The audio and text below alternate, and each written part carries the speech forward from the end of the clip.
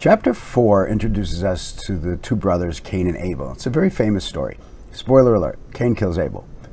But it happens because Cain's heart is set against the Lord. And so he becomes angry at the Lord, jealous of his brother, kills his brother.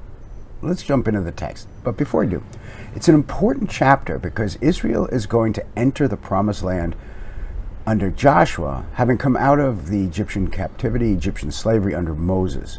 And they're going to face a people and cities and industries, and the roots of that are going to be found here in this chapter. But again, I'm ahead of myself. Let's go to the chapter. Genesis chapter 4, verse 1, Adam knew Eve, his wife, and she conceived, and she bore Cain, saying, I have gotten a man with the help of the Lord. There's a play on words there about Cain's name.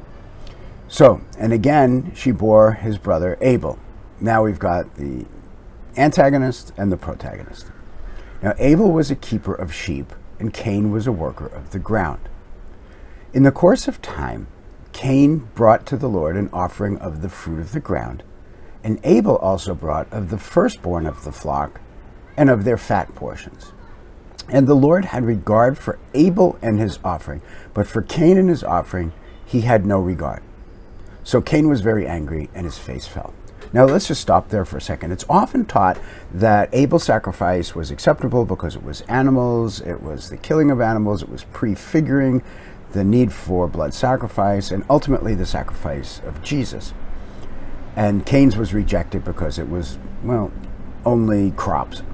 But that's not a proper interpretation, because the Hebrew term for these is mincha, which would be used also in the law, the Levitical offerings, where you could offer not just animal sacrifices, but grain sacrifices, depending on what the sacrifice is. The problem here is not the sacrifice that is brought. So it's not that God is being unfair to Cain because he happens to be a farmer as opposed to a husbandman, but that Cain's heart in offering his crops was wrong. And we see that when it says in verse 4, in the second part of it, and the Lord had regard for Abel and his offering, but for Cain and his offering he had no regard. Notice it says the name first. There's a subtle emphasis there. God had regard for Abel and his offering, but for Cain and his offering he did not. So the problem is the person, not actually the offering. For Cain and his offering he had no regard, but we don't yet know why he had no regard. But we do know the effect. Cain is now crestfallen. So go to verse 6, where God then confronts Cain. He says, look, why are you angry? Why is your face fallen? This is not like a rhetorical kind of question like, well, you numbnuts, you should have known you brought the wrong sacrifice.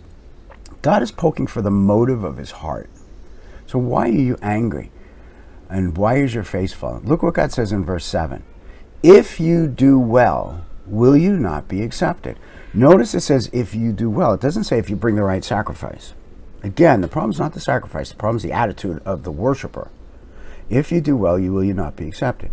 If you do not do well, sin is crouching at the door. Its desire is contrary to you, but you must rule over it. Sin is now moving from the individual of Adam and Eve into their children, and ultimately, by the end of the chapter, into society. It's sort of like leaching out all over the place. So what's happening here is that God is somehow displeased with the attitude of Cain's heart. Now we might get some sort of clarification for that if you go all the way into the New Testament, into the book of Jude. Now Jude is only a single chapter, so if we say something like Jude 11, we don't mean Jude chapter 11, we mean Jude chapter 1, verse 11. And there in the book of Jude, God is dealing with, or Jude is writing about false teachers. And in verse 11, the first part, he says something interesting. Woe to them, these false teachers, for they walked in the way of Cain and abandoned themselves for the sake of gain to Balaam's error and perished in Korah's rebellion. So the case of the false teachers is they are finding a false way to God. They are not approaching God by faith. They're not approaching God in humility. They're approaching God with their own religion, so to speak, their own teaching. And same thing with Balaam.